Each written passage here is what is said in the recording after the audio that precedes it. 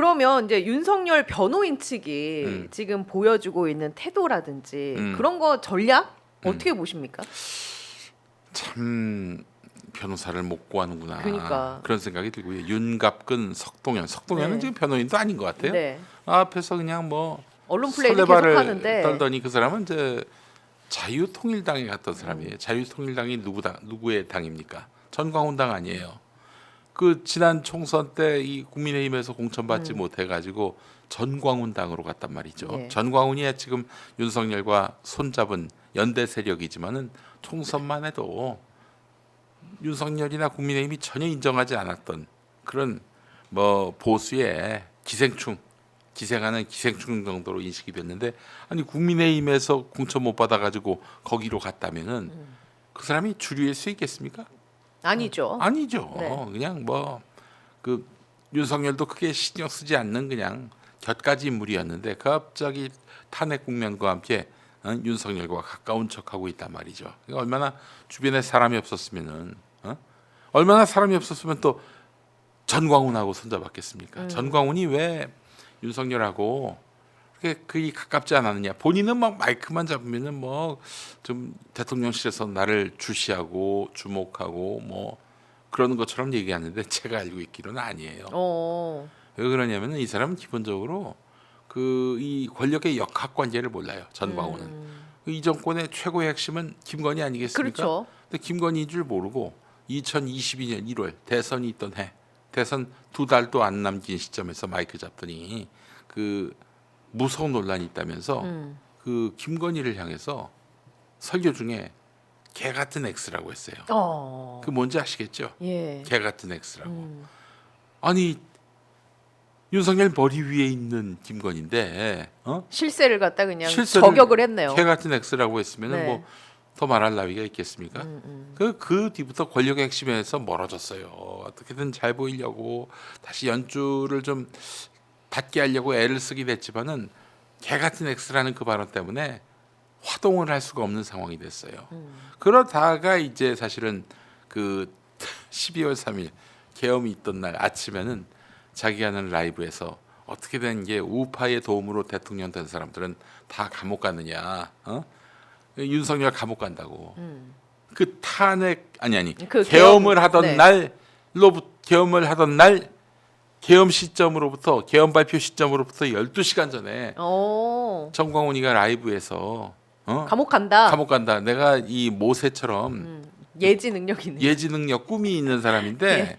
그 꿈에서 봤다. 윤석열이가 감옥 가는 거.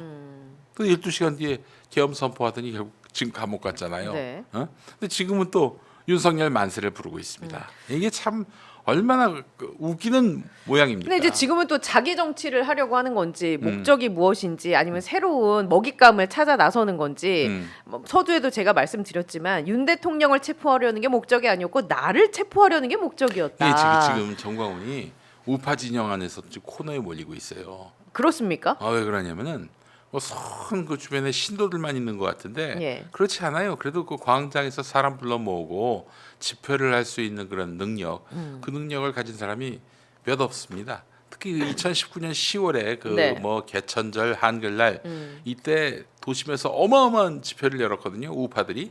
그때 뭐 조국 장관 반대 그 어떤 흐름 속에서 그 집회를 열었는데, 근데 사실은 정광훈이 다 모은 건 아니고 그때 뭐 저기 정광훈하고 원수지간인 그 이 저 누구죠? 우리공화당 네네네. 조원진 뭐 각종 우파 세력들이 도심에서 집회를 했어요. 그러니까 예. 가득 차니까 그게 다 정광훈 덕인 줄 아는데 그 전광훈이가 그렇게 인원 동원 능력이 있다고 해가지고 뭐 오세훈, 홍준표 이런 사람들도 전광훈이 만든 그 연단에 올라가지고 맞아요. 발언하게 네, 됐어요. 맞습니다. 예, 그래서 굉장히 그 이 우파 진영에서는 이 뭔가 티켓 파워라고 하지 않고 뭐라고 그랬나 시위 파워, 동원 파워 네. 이런 것들이 이제 인증을 받았던 것이죠. 근데 그때 전광훈의 또 강력한 우군이 황교안이었는데 그렇죠. 황교안 대표 중심의 그때 원내대표가 자유한국당이, 나경원이었고 그렇죠. 이제 한교안이 자유한국당이 그 이듬해 네. 총선에서 아주 몰락을 했잖아요. 네. 미래통합당 간판으로.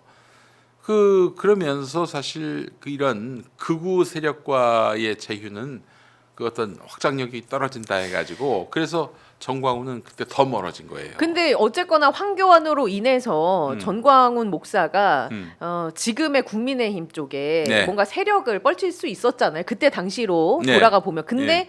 지금에 와서 그때 저기 정광훈 집회 저 사람도 나왔어요. 그 신원식.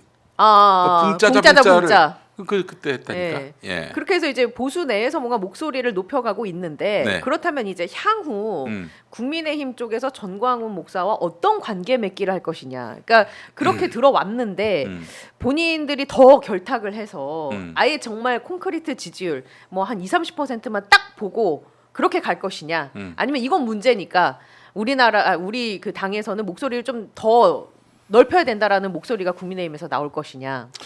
이제 누가 이제 비상대책기구를 이끄느냐의 문제인데 지금 한 40명 되는 의원들은 지금 말씀하신 그쪽 부류인 것 같아요. 예. 그쪽 부류라 함은 극우. 극우. 그러니까 우리가 정말 믿고 갈 만한 20-30%만 딱 보고 가겠다. 네. 지금 왜냐면은 결정적으로 지금 국민의힘에는 대선 주자가 없어요. 예. 누가 있습니까? 있다면 뭐 김문수? 홍준표 뭐 시장은 본인이 계속 SNS에서 중앙 정치 얘기를 막 하면서 예, 김문수가 김문수가 이제 여론조사로는 지금 뭐 1위로 잡히고 있긴 하지만 사실 비정상인 거죠. 네. 김문수 씨가 자기들한테는 뭐 정말 지지할 만한 후보일지는 모르겠지만 중도한테 또 진보한테 몇 네. 표나 가져올 수 있겠어요. 네. 불가능한 일이죠. 그러니까 지금 주자가 없으니까 김문수가 뜨고 있다고 보시면 네. 돼요. 근데 또 김문수는 나이가 몇 살이게요, 그 양반이? 나이까지는 제가 잘 모르겠네요. 60대 중반인가? 박근혜하고 나이가 같아요. 아. 51년생. 예. 그러니까 문재인 대통령보다도 한 살이 많습니다. 예, 75 정도 됐겠네요. 뭐 그렇다고 네, 볼 수 있겠죠. 그러면 네, 홍준표는 홍준표 시장은 몇 살인가? 좀 검색을 해봐야 돼요. 그 문재인 후보하고 2017년 대선 때 예. 토론하다가 홍준표가 문재인 후보한테 버릇없이 했어요. 근데 알고 봤더니 한 살 적어. 정말. 54년생. 54년생인데 또 문재인 대통령이 네. 문재인 대통령이 53년생인데 52년생일걸요? 네, 53년생인데 빠른 그래요? 53. 아. 예전에 그 문성근 씨하고 예. 배우 문성근 씨도 53년생이잖아요.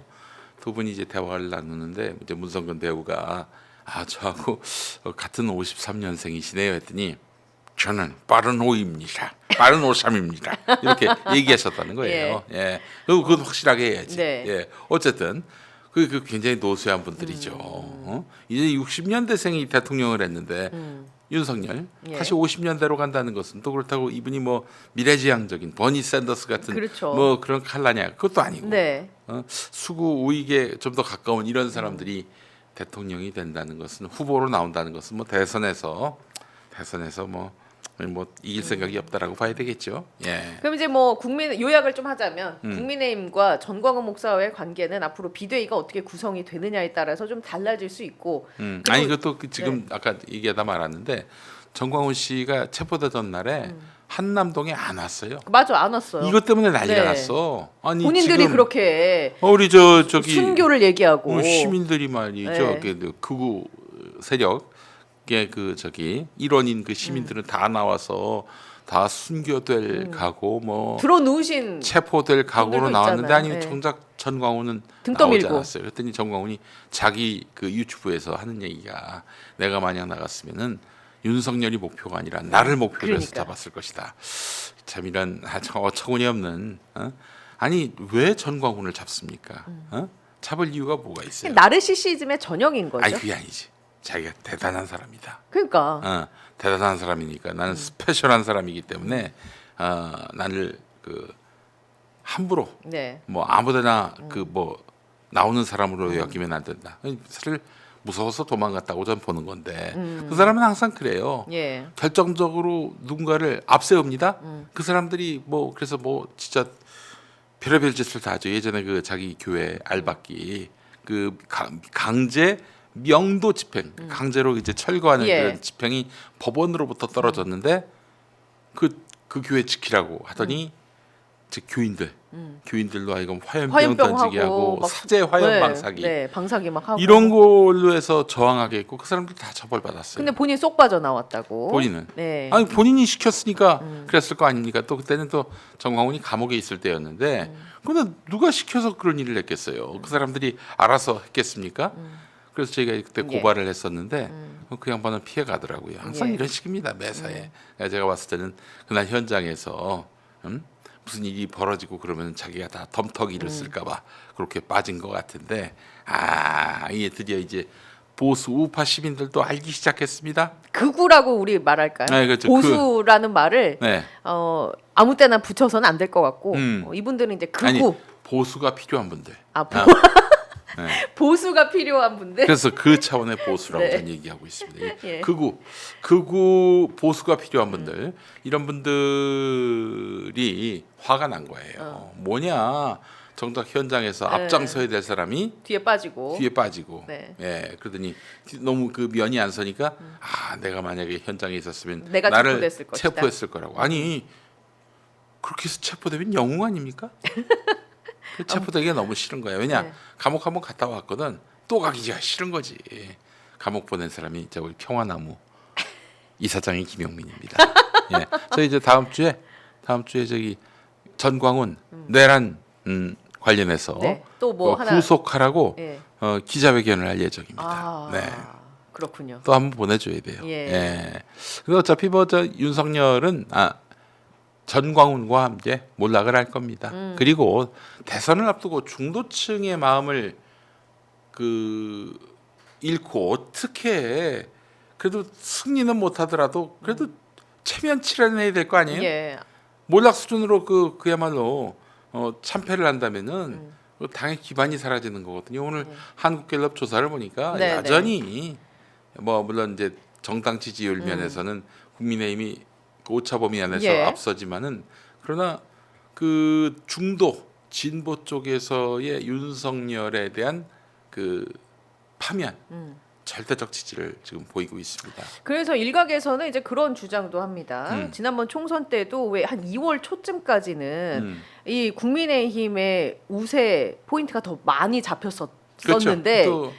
네, 근데 이제 결과를 까고 보니까 거대 야당이 이제 만들어진 거잖아요. 이제 그때 그 착시 효과가 뭐냐면은 2월에는 뭐가 있었냐면은 국민의힘 그 공천 후보 공천 네, 후보 공천이 있다 보니까 그 공천을 받아야 되는 사람들이 그 자기 지지자들한테 세력한테 전화 끝까지 받아라. 그렇게 지시를 내렸고 그러니까 그 당연히 이 국민의힘의 지지층의 그 응답률이 높을 수밖에 없는 거죠. 네. 왜냐하면 공천에 영향을 미치기 때문에 당장 뭐 민주당과의 그렇죠. 어떤 지지율 예. 경쟁을 떠나서 그때 그래서 많은 사람들이 2월 초 중순 심지어 3월 초까지 맞아요. 불안해했어요. 그 사실은. 국민의힘이 많이 나왔는데 그때도 결과를 까보니 시사평론가이신 김용민 씨는 야. 이거 과표집이다. 그리고 이게 분명히 아셔야 될 게 사실 여론조사 할 때 말이죠. 남녀, 지역 그리고 세대 별로 보정을 합니다.